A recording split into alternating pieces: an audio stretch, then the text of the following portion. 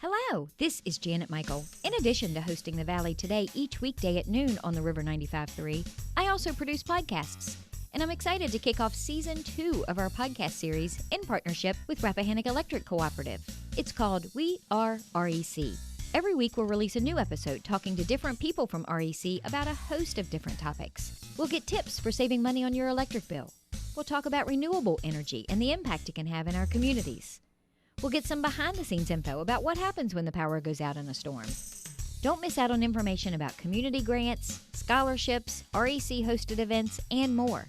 Get every single episode on our website at theriver953.com under the podcast tab, or you can subscribe for free in Apple Podcasts, Google Podcasts, or on Spotify.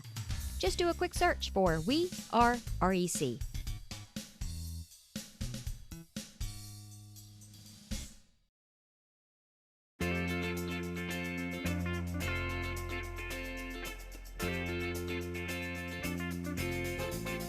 Hello and welcome to The Valley Today. I am your host, Janet Michael.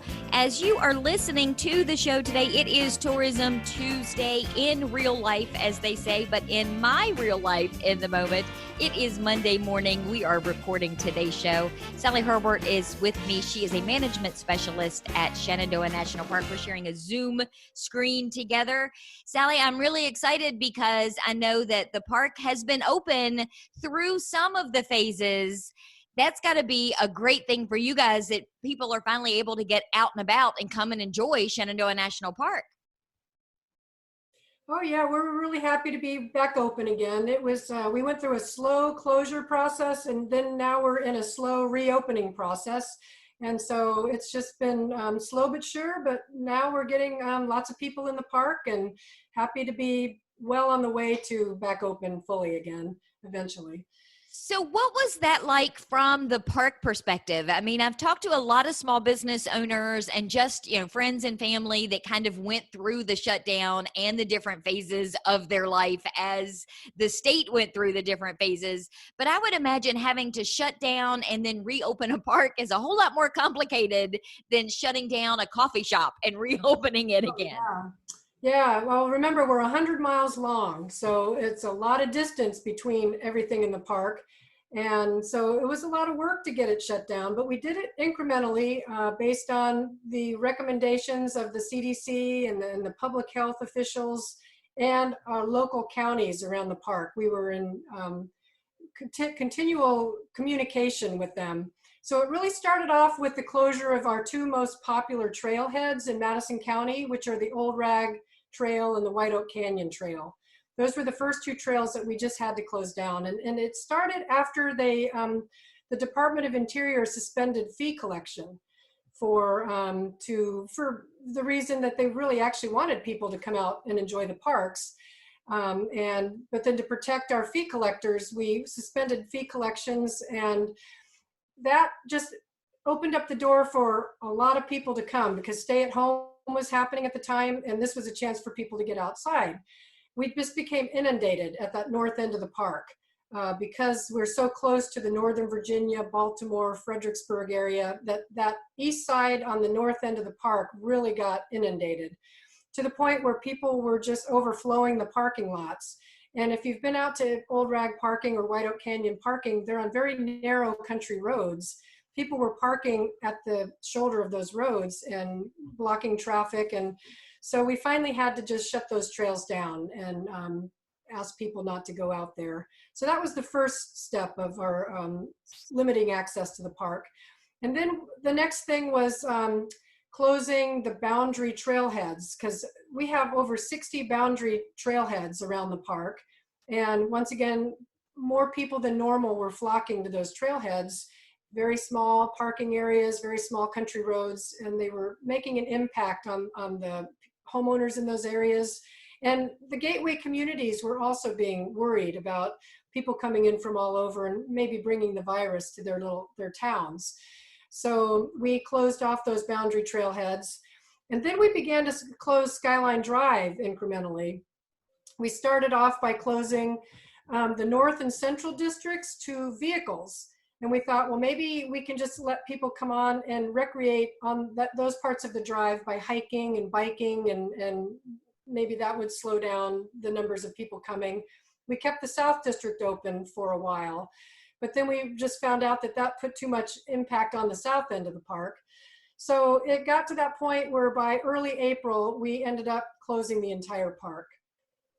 And when you say closing the park, I want to make sure people understand it was closed to the public. That didn't mean all of you and all of the rangers and the maintenance staff all just went home and decided they're going to watch Netflix for a couple of weeks. You just closed it to the public. You guys still had to go about most of your daily activities to maintain the park. Yep. And what we did, everybody was still working. People were asked to telework. We had wanted to limit the number of people in our buildings at the headquarters and within the park. So I began teleworking at that time and was able to work right out of my house. And so we had people coming in if they were able to, or people staying home. A lot of our maintenance activities continued. We still had to do the spring mowing, and there's wastewater treatment plants to keep running. There's water treatment plants. There's all sorts of activities to keep this park running that had to continue, and they were able to continue. We kept our law enforcement out there because, even though the park was closed, Skyline Drive, the backcountry to overnight camping, there's still people that either didn't know about it and were coming in anyway, or we're just defying the closure and came in. So we had to keep our law enforcement handy. And we kept busy. And the other thing was our contractors were able to come in and continue to do work.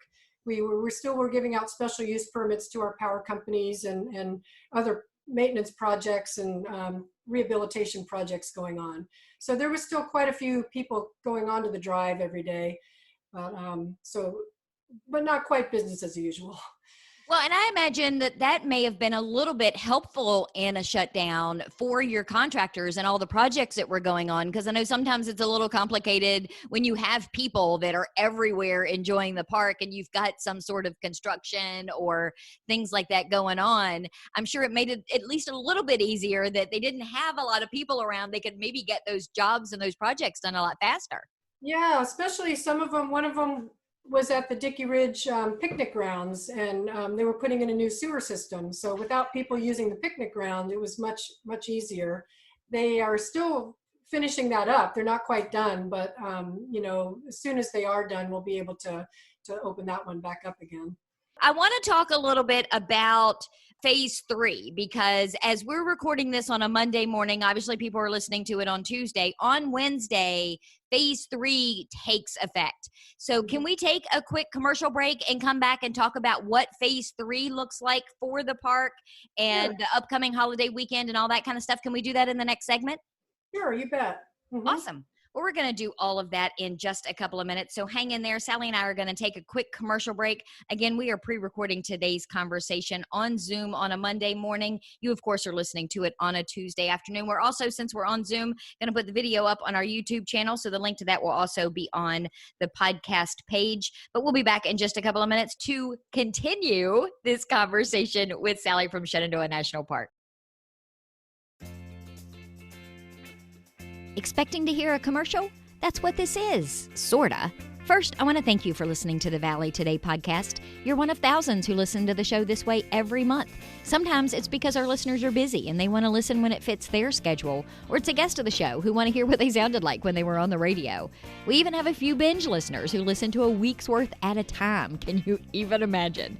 So if you want those people, your potential customers, to hear your message, then this could have been your ad. And the bonus, your commercial isn't restricted to just 30 or 60 seconds. You can take up to 2 minutes to talk to those customers. And there's even the opportunity to be an exclusive sponsor of the Valley Today podcast, which also gets you on-air mentions at the end of every show. If any of this sounds interesting to you, give me a call at the station, 540-635-4121, or send me an email to janet@theriver953.com. You can also find all my contact info by searching for me on theriver953.com.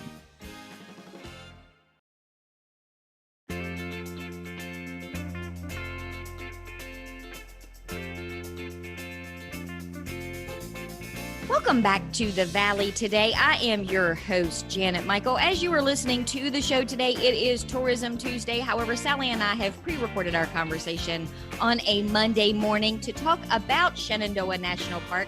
Sally Herbert is a management specialist with the park, and we talked in the first segment about the actual shutdown and the different phases and how the park as a whole had to kind of in phases shut down as COVID-19 progressed throughout the Commonwealth. But Sally, I want to talk for a minute now about how you then began to reopen and what the different phases look like. I mean, how do you decide which trails and what opens under each of the phases? How complicated was that? Well, for every phase of the closure and for the reopening, we did a risk analysis. And so the risk analysis was a series of questions that we had to answer and rate each type of activity to see how risky it was. And if it was too risky, we wouldn't do it.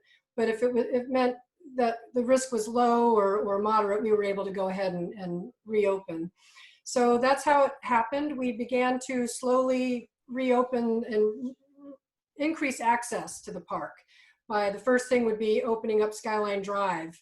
And we did that for day use only. So you could get up there at 5 in the morning and stay until 10 o'clock at night, but then we closed the drive at night. So you still couldn't camp at night. We still didn't have any lodges open at night, but we were just opening access to the daytime. And you could do any of our trails, but you could not get to those trails from the boundary. We waited until we had the concurrence of our local counties before we opened those trailheads at the boundary. We wanted to make sure they were ready to have more people coming in through their counties to get to those trails. And so once we did have their concurrence, then we began to open up those boundary trailheads. When we entered phase 2 of reopening, that's when we opened to overnight use again. So then backcountry camping was allowed. We opened up our campgrounds to a limited capacity because the Virginia Forward guidelines said that we needed to keep 20-foot distance between campsites. So that some of our campgrounds had a little tighter distance than that. So some of our campgrounds are open at 50% and some of them are open up to 70% of their capacities. And then we were able to begin, the Skyland Lodge opened and Lewis Mountain Cabins opened. This past weekend, Big Meadows Lodge opened. So they have been on a phased reopening as well. And our waysides, which are our restaurants and gift stores run by our park concessioner, Delaware North, they have reopened. The only thing is they're not doing any sit-down dining right now. It's all grab and go.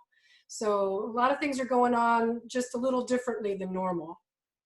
Have you noticed an uptick in park traffic? I mean, I know this is a busy time of year for you guys. Normally you would be inundated with people anyway if we weren't in the middle of a pandemic. Are you seeing higher numbers now that you're able to, because people have been cooped up for so long and they just want to get outside? Well, the numbers are good, but they're not higher than normal. We definitely have lower numbers than normal.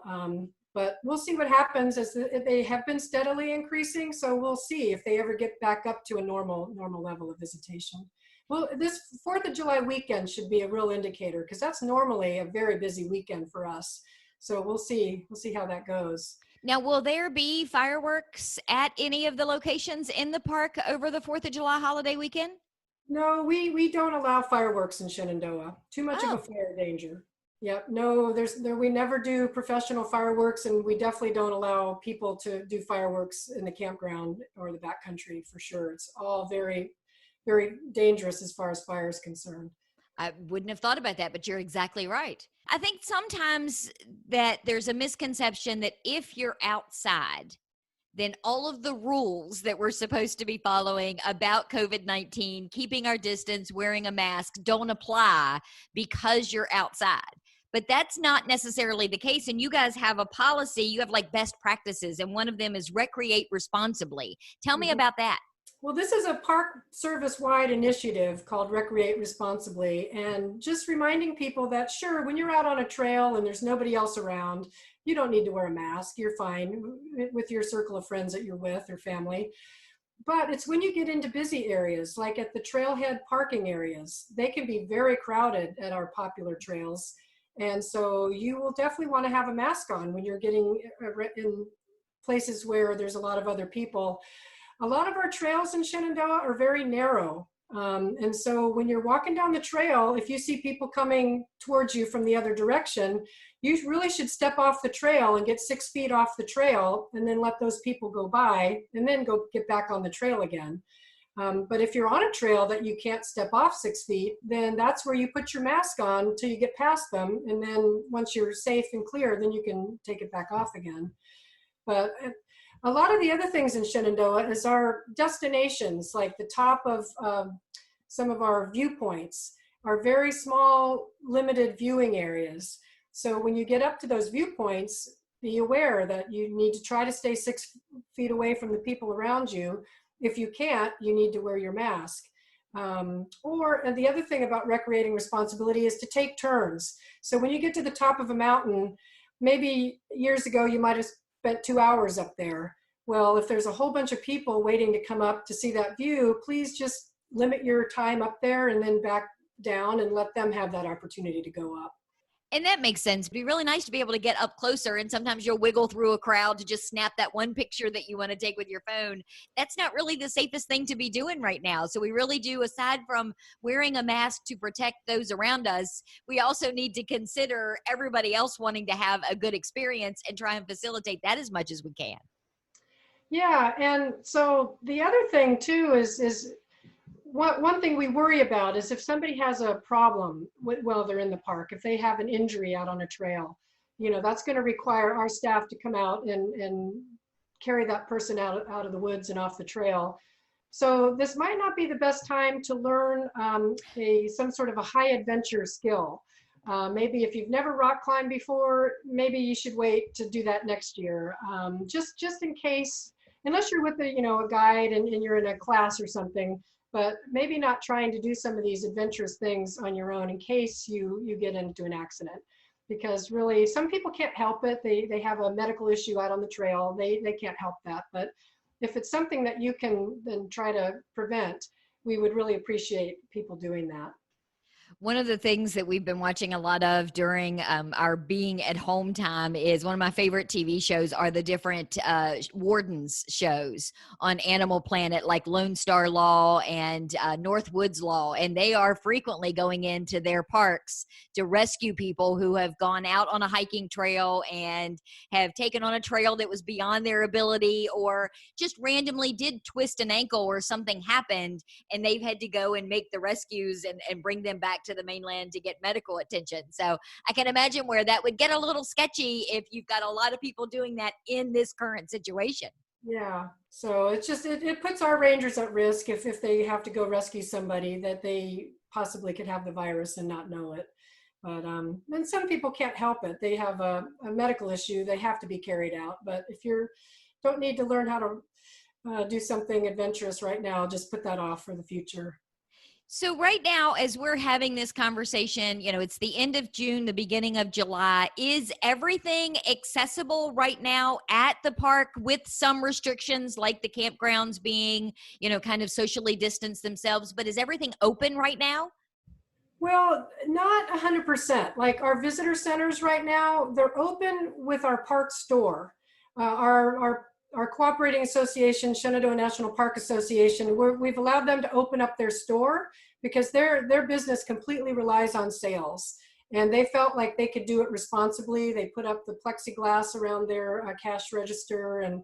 But what isn't open is the exhibits and the auditorium right now. We don't have the staff to manage all that because of what the timing of this crisis was right when we were about to start hiring people and bringing them on board. And we ended up not being able to do that. So our staffing levels are really low as far as our interpretation staff. So until we can bring on some more employees, we will not be opening Dickey Ridge Visitor Center, which is completely closed right now, or the auditorium and exhibits in Bird Visitor Center until maybe the end of July or early August. We do hope to open them sometime this year, but it's just going to be a little while till we can bring on the staff.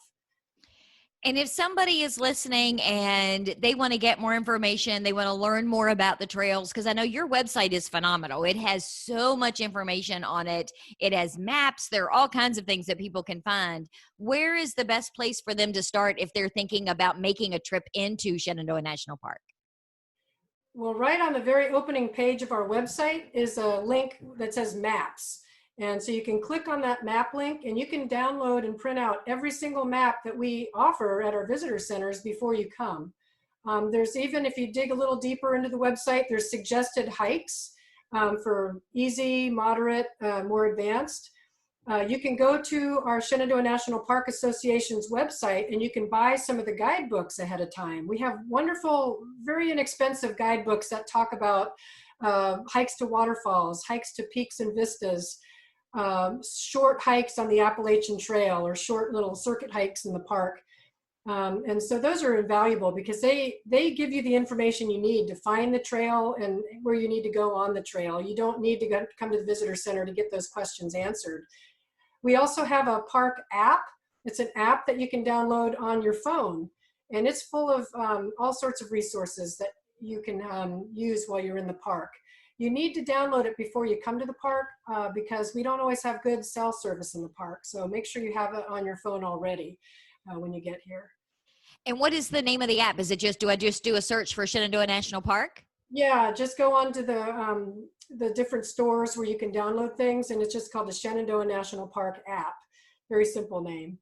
And how do I access the website? What is the web address? It's www.nps.gov/SHEN. See, that's easy enough. Yeah. Well, we are going to wrap up today's conversation. We have been chatting with Sally Hurlburt. She is the management specialist at Shenandoah National Park. The park is open for the most part. Sally, would you say probably 90% of the park is open and accessible? Yeah, all the trails are open. One picnic ground isn't open yet because it's still under construction. It should be opening pretty soon. Big Meadows Lodge just opened. So, things are definitely, I'd say, at least 90% open. I think Loft Mountain Wayside may not be quite open yet. That's in the southern end of the park, but should be opening soon. I guess one final point I wanted to say is that some of the places that we're getting a lot of visitation are our most popular trailheads, which is Old Rag, White Oak, and Dark Hollow Falls. So it is becoming very hard for people to maintain social distancing on those trails. So we're just asking that if you could pick a different trail for right now and come back to those later, that would be very helpful for all of us if we just sort of try to limit visitation on those high-use trails. Or pick a different day. Don't necessarily decide the weekend is when you're going to do that. Maybe take a day off in the middle of the week and be able to do it on a different day. Yeah, you'll really enjoy not having it be as busy if you come up on a weekday. Well, again, Sally mentioned all of the places that you'll be able to access more information, including the app. I will put all of those on the show notes page of the podcast of the Valley Today. It'll be up at theriver953.com on the Valley Today page. It's already there since we pre-recorded today's show, so you'll be able to go and access it. Sally, thank you so much for taking some time out of your Monday morning to have this conversation with me. I really do appreciate it. Well, thank you. I enjoy being able to let you know what's going on in the park. Tomorrow is the Valley Business Today. Normally that would be a live show because Nikki Kales would come over from the front row of Warren County Chamber of Commerce, but we've had some unforeseen circumstances happen. So Nikki and I are going to record tomorrow's show via Zoom, but it will still air tomorrow a few minutes after noon. So meet me back here then, and I will have that show ready to go for you.